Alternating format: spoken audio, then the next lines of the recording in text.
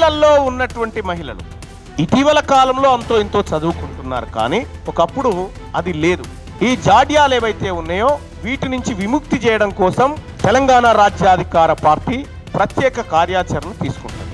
అందులో ఎస్సీ మహిళ, ఎస్టీ మహిళకు ఉంది, కానీ బీసీ మహిళకు ఎక్కడ కూడా రిజర్వేషన్ లేదు. దాంట్లో బీసీ పురుషులే ఇప్పుడున్నటువంటి పార్టీలలో వాళ్ళ తరం, ఆయన ఒక్క తరం మాత్రమే ఉంటుంది, నెక్స్ట్ తరం ఖతం అయిపోతుంది. మనం గత శతాబ్దం తెలంగాణ ఆవిర్భావం తర్వాత గమనించినట్టయితే గుళ్ళ నిర్మాణం ఎక్కువైంది, బళ్ళు మూయబడినాయి. ఈ సందర్భంలో బడులకు దూరం చేసిన మనువాద భావజాలం ముందుకు వస్తున్న సందర్భంలో మహిళా సాధికారత అనేది బీసీ మహిళలకు ఎలా సాధ్యం చేస్తారు పార్టీ తరపు నుండి? అలాగే రాజ్యాధికారంలో మా వాటా కోసం బీసీ మహిళలు సన్నద్ధంగా లేరు అన్నది నా భావన. మీరు అంగీకరిస్తారా లేదా అన్నది మనం డాటా చూసుకోవాలి.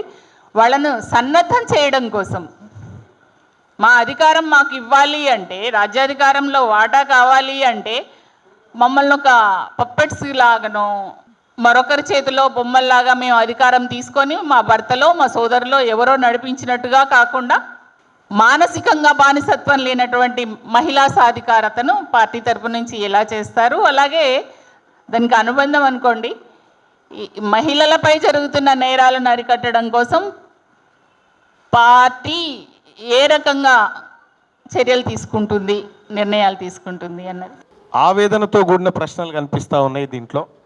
జ్వాలిత గారు చెప్పినటువంటి మహిళా సాధికారత ఎలా ఉండబోతుంది, ప్రభుత్వంలో మహిళల వాటా ఎలా ఉండబోతుంది, మహిళలపై జరుగుతున్న నేరాలు అకృత్యాలను అడ్డుకట్ట వేయడానికి ఈ పార్టీ ఎలాంటి చర్యలు తీసుకోబోతుంది అనేటువంటిది మీరు మా ముందు పెట్టారు.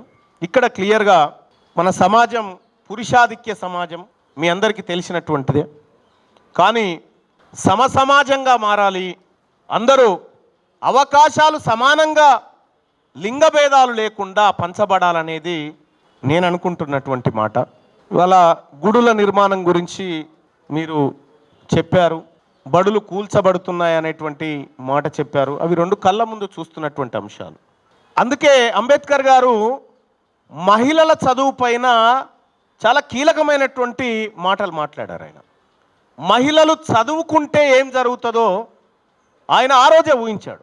మరీ ముఖ్యంగా బీసీలలో ఉన్నటువంటి మహిళలు ఇటీవల కాలంలో అంతో ఇంతో చదువుకుంటున్నారు, కానీ ఒకప్పుడు అది లేదు. మనువాదులో ఇంకోరో మీరు చెప్తున్నటువంటి వాళ్ళు చెప్పిందే మీకు చదువు అయింది. అప్పట్లో అదే చదువు అనుకున్నారు మహిళలు. కానీ ఈ తరతరాలుగా మిమ్మల్ని పట్టి పీడిస్తున్నటువంటి ఈ జాడ్యాలు ఏవైతే ఉన్నాయో వీటి నుంచి విముక్తి చేయడం కోసం తెలంగాణ రాజ్యాధికార పార్టీ ప్రత్యేక కార్యాచరణ తీసుకుంటుంది. రెండో విషయం ఏంటంటే, రాజ్యంలో వాటా 33% మహిళలకు రిజర్వేషన్ కల్పిస్తూ కేంద్ర ప్రభుత్వం తీసుకొచ్చినటువంటి బిల్లు ఏదైతే ఉందో ఆ చట్టం ద్వారా 33% రిజర్వేషన్ వస్తే అందులో ఎస్సీ మహిళ, ఎస్టీ మహిళకు ఉంది, కానీ బీసీ మహిళకు ఎక్కడ కూడా రిజర్వేషన్ లేదు. దాంట్లో ఈ బీసీ మహిళలకు రిజర్వేషన్ రావాలంటే అక్కడ ఉన్నటువంటి ఎస్సీ మహిళ కానీ ఎస్టీ మహిళ కానీ మేము మహిళలము అనేటువంటి అంశంతో వాళ్ళ ఆలోచన చర్చ సాగాలి. అప్పుడే మిగతా మహిళల పట్ల కూడా ఒక చర్చ వాళ్ళ నుంచి అవుతుంది. ఎందుకంటే బీసీలలో మహిళలు లేక కాదు, సంగం లక్ష్మీబాయి దగ్గర నుంచి మొదలు పెడితే అనేక మంది మహిళలు ఆ రోజుల్లో, ఏది 1956లోనే సంగం లక్ష్మీబాయి గారు ఎమ్మెల్యేగా గెలిచి ఉంటే ఆ రోజు జవహర్లాల్ నెహ్రూ గారు అప్పుడున్నటువంటి వ్యక్తిని ముఖ్యమంత్రి చెప్పి ఆమెని మినిస్టర్ని చేయమని చెప్పింది. ఇక ఒకసారి మాత్రమే ఉంటుంది. బీసీ పురుషులే ఇప్పుడున్నటువంటి పార్టీలలో వాళ్ళ తరం, ఆయన ఒక్క తరం మాత్రమే ఉంటుంది, నెక్స్ట్ తరం ఖతం అయిపోతుంది.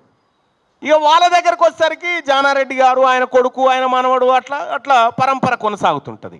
ఈ మహిళల్లో కూడా, బీసీ మహిళల్లో కూడా అనేక మంది మహిళలు రాజకీయాలకు సంబంధం లేకుండా బతుకుతూ ఉన్నారు.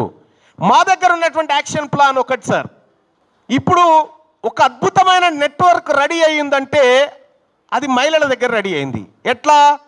సంఘబంధాల రూపంలో స్టేట్ నుంచి గ్రామీణ ప్రాంతం వరకు ఒక నెట్వర్క్ రెడీగా ఉంది దాని గురించి. ఆ నెట్వర్క్ను వాడి ఆ నెట్వర్క్ ద్వారా మహిళల్ని ముందు వరుసలోకి తీసుకురావడానికి అనేకమైన కార్యక్రమాలు చేయాల్సినటువంటి అవసరం ఉంది.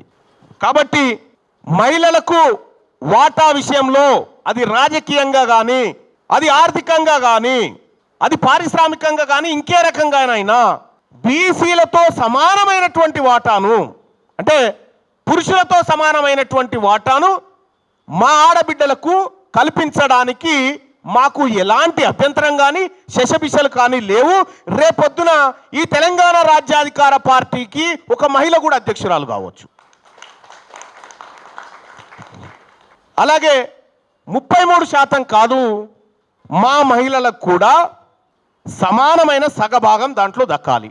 ఆ దక్కడం కోసం మా వంతు మా పార్టీ ప్రయత్నం చేస్తుందని తెలియజేస్తా ఉన్నాం. ఇక అలాగే మహిళలపై జరుగుతున్న నేరాల గురించి చెప్తా ఉన్నారు.